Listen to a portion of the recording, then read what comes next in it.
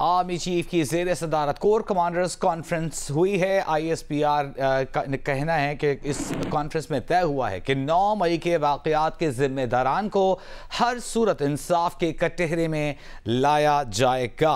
वज़ीर आज़म के अज़्म के मुताबिक 9 मई के मनसूबा साज़ों सहूलतकारों से सख्ती से निपटा जाएगा। इसी मामले पर बात करेंगे। हमारे साथ मौजूद हैं दिफाई उमूर के माहिर मोहम्मद अली साहब, उनसे बात करेंगे। एक बार फिर कोर कमांडर्स कॉन्फ्रेंस में 9 मई के वाक़यात के ज़िम्मेदारान, मनसूबा साज़ों और सहूलतकारों से सख्ती से निपटने का अज़्म ज़ाहिर किया गया है। कितनी अहम डेवलपमेंट है ये, किस तरह देख रहे हैं आप इसे? बहुत शुक्रिया जी। देखिए, मैं समझता हूँ जो 4 अहम तरीन पहलू हैं आज की कोर कमांडर कॉन्फ्रेंस के, वो ये हैं कि ये एक तो पहली कोर कमांडर कॉन्फ्रेंस है नई हुकूमत के मार्ज़े वजूद में आने के बाद। तो यकीनी तौर पे फौज की जो आला क़यादत है और हाई कमान है, उसकी जानिब से जो 4 अहम सिग्नल्स दिए गए हैं, वो एक तो ये है कि फौज जो है वो जमहूरी अमल के साथ भरपूर अंदाज में खड़ी रही है। और सबसे इम्पोर्टेंट ये कि जो पूरा इलेक्टोरल प्रोसेस था, उसकी जो एक्सटर्नल सिक्योरिटी थी, उसकी जिम्मेदारियां बहुत ऐसनो खूबी से अदा की गई। लेकिन जो इलेक्टोरल प्रोसेस है उसमें डायरेक्टली कोई रोल फौज का नहीं था। एक पहला तो सबसे ज्यादा जो सपोर्ट है वो डेमोक्रेटिक सिस्टम और डेमोक्रेटिक प्रोसेस की है।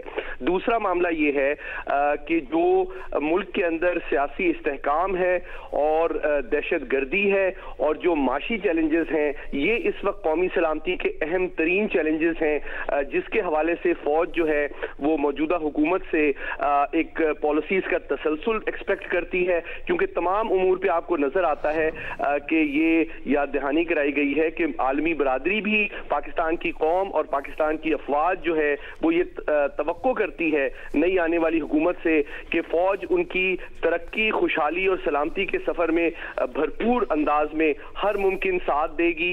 अलबत्ता जिस तरह आपने कहा, मैं समझता हूं कि पाकिस्तान की फौज, उसके हर जवान और उसके हर कमांडर की ये तवक्को है कि जिन लोगों ने और जिन अफराद ने पाक फौज की तारीख को मस्क करने की कोशिश की, उनके शोहदा की यादगारों के ऊपर हमलावर हुए और फौजी तनसीबात को निशाना बनाया, अमल जो कानूनी अमल है वो उसको अपना रास्ता लेना चाहिए और कोई सियासी वाबस्तगी, फेक प्रोपेगेंडा या सिफारती दबाव जो है वो किसी किस्म का इस कानूनी अमल के ऊपर असरअंदाज नहीं होना चाहिए। ये पाकिस्तान के पूरी फौज, उसकी हाई कमान और उसकी क़यादत की मैं समझता हूँ बहुत जायज़ कानूनी तवक्को है कि हमारा जो कानूनी निज़ाम है वो भरपूर अंदाज में जो लोग इसमें मुलव्वस हैं उनको किसी भी सियासी दबाव, वाबस्तगी या फेक प्रोपेगेंडा के ज़ेरे असर आए बगैर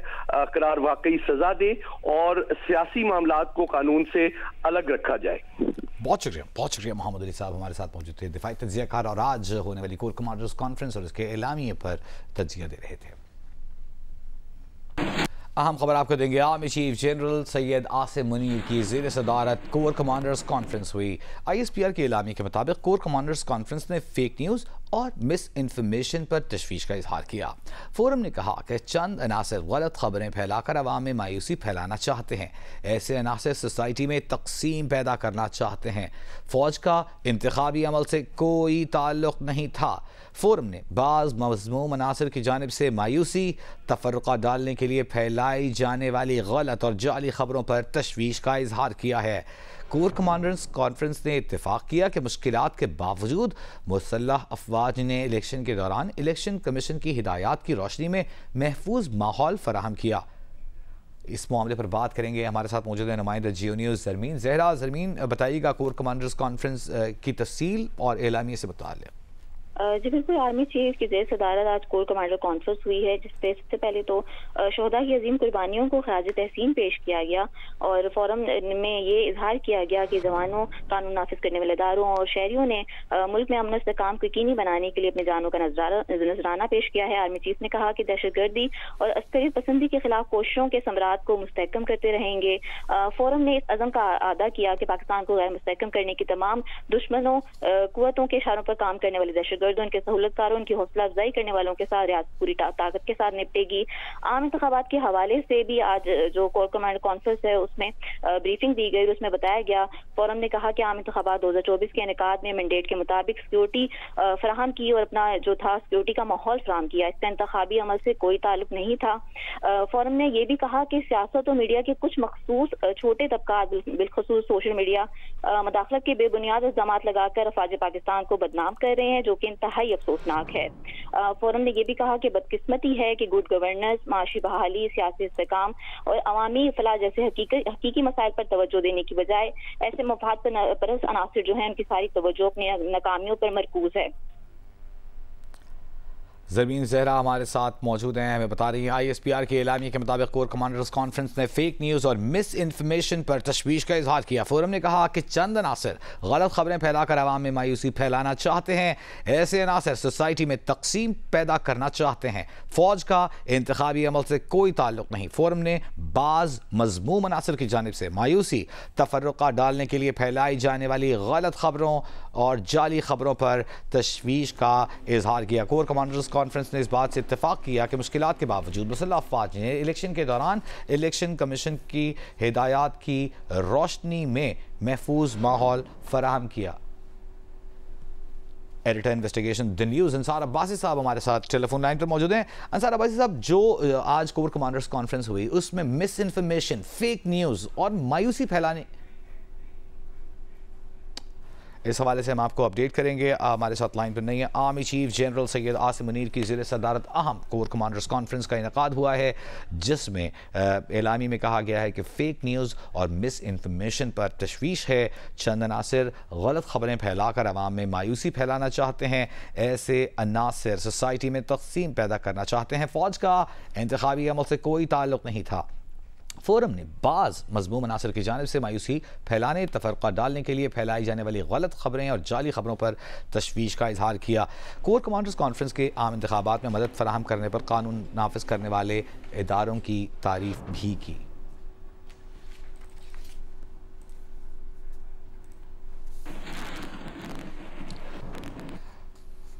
ब्रेकिंग न्यूज़ आपको देंगे। मारूफ बैंकर मोहम्मद औरंगजेब को वज़ीर ख़जाना बनाने का फैसला कर लिया गया है। Editor investigation the news Ansar Abbasi साहब हमारे साथ टेलीफोन लाइन पर मौजूद हैं। अंसार अब्बासी साहब, बताइएगा, फैसला हो गया, वज़ीर ख़जाना मोहम्मद औरंगजेब होंगे? जी अस्सलाम वालेकुम। मेरी देखें प्राइम मिनिस्टर के एटलीस्ट दो उनके इंतहाई करीबी सोर्सेज से बात हुई है और दोनों ने ये कंफर्म किया है कि मोहम्मद औरंगजेब साहब जो हैं वही फाइनेंस मिनिस्टर होंगे। और इस हवाले से आपको बताया कि कल इनकी एक जब प्राइम मिनिस्टर ने ओथ लिया तो उसके बाद उनकी मीटिंग हुई फाइनेंस के ऊपर, और उसमें मोहम्मद औरंगजेब साहब जो हैं वो वहाँ पे भी मौजूद थे। और जाहिर है आपको पता है कि जिस किस्म के पाकिस्तान के हालात हैं, खासतौर के ऊपर सबसे बड़ा चैलेंज ही इकॉनमी का है, तो उस लिहाज से। और फिर इसके अलावा एक मेरे सोर्स का ये भी क्लेम है कि मोहम्मद औरंगजेब साहब का ऑलरेडी इनकी मियां नवाज शरीफ साहब से मुलाकात हो चुकी है। और अब चूंकि जाहिर है आपको पता है कि कैबिनेट फॉर्मेशन का ये सारा स्टेज है, तो फिर अभी मियां शहबाज शरीफ साहब वज़ीर आज़म जो हैं उनकी मीटिंग दोबारा होनी है मियां नवाज शरीफ साहब से, और फिर कैबिनेट फॉर्मेशन का जब सब चीज़ें फाइनलाइज हो जाएंगी तो उस वक्त फिर एक्सपेक्टेड है अनाउंसमेंट। जाहिर है डेफिनेटली सब कैबिनेट जब मेंबर सब अनाउंस होंगे तो उस वक्त फिर इनकी भी अनाउंसमेंट एक्सपेक्टेड है उसके साथ। अंसार भाई साहब, इसहाक डार के हवाले से कहा जा रहा था कि वो वज़ीर ख़जाना इस बार नहीं बन पाएंगे, जबकि पहली चॉइस रहे हैं। माजी में पाकिस्तान मुस्लिम लीग नून की उनसे भी सवाल किया गया, उन्होंने गोल मोल जवाब दिया था, तो अब वो इस दौड़ से बाहर। देखें, इसमें मैं आपको बताऊं कि मेरी एक सोर्स से बात हुई थी जो मियां नवाज शरीफ साहब के करीबी सोर्स है, उनसे बात हुई थी। उनका ये कहना है कि एक तो जो डार साहब हैं उनके शायद कुछ सेहत के मसाइल हैं, मतलब हेल्थ वाइज कुछ उनके शायद कुछ प्रॉब्लम्स हैं।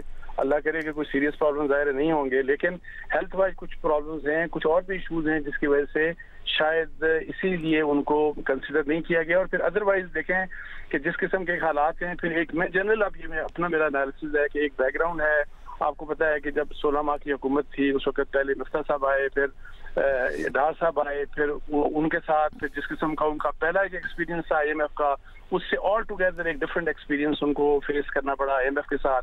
अभी के चूंकि जिस किस्म के मामलात हैं, आपको पता है कि ये इंतहाई मतलब है कि पाकिस्तान के लिए बहुत ही सेंसिटिव किस्म के हालात हैं, और जिस तरह से IMF के साथ आपको इंटरेक्शन के जो जिस किस्म का रिक्वायर्ड है, तो मेरा ख्याल है कि उसी तनाजुर में ये इनके बारे में शायद फैसला हुआ, बिकॉज मोहम्मद औरंगजेब साहब के बारे में, बिकॉज इनका एक अपना वास्ट एक्सपीरियंस बैंकिंग सेक्टर का भी है, और फिर ये कि जी ये शायद जिस तरह से इनकी एक डीलिंग होगी वो एक बेहतर डीलिंग होगी, लेकिन इसहाक डार साहब को शायद कोई और इम्पोर्टेंट इंतहाई इम्पोर्टेंट शायद कोई पोर्टफोलियो दिया जाएगा कैबिनेट का। ठीक है, हमारे साथ मौजूद हैं Ansar Abbasi, editor investigation the news. बहुत शुक्रिया अंसार अब्बासी साहब, आपका अहम खबर दे रहे थे। मारूफ बैंकर एक प्राइवेट बैंक के हेड हैं, और मोहम्मद औरंगजेब साहब अब वो वज़ीर ख़जाना होंगे, ये खबर हम तक ब्रेक कर रहे थे अंसार अब्बासी साहब।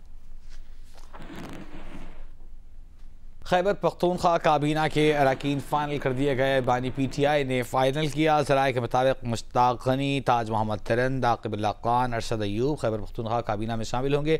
डॉक्टर अमजद, रियाज खान, फैसल तरकई, मीना खान भी खैबर पख्तूनख्वा काबीना का हिस्सा होंगी। अदियाला जेल में इमरान खान से मुलाकात के बाद अली अमीन गंडापुर ने बताया कि बानी PTI खैबर पख्तूनख्वा में हमारे तमाम लोगों की कारकर्दगी से वाकिफ़ हैं।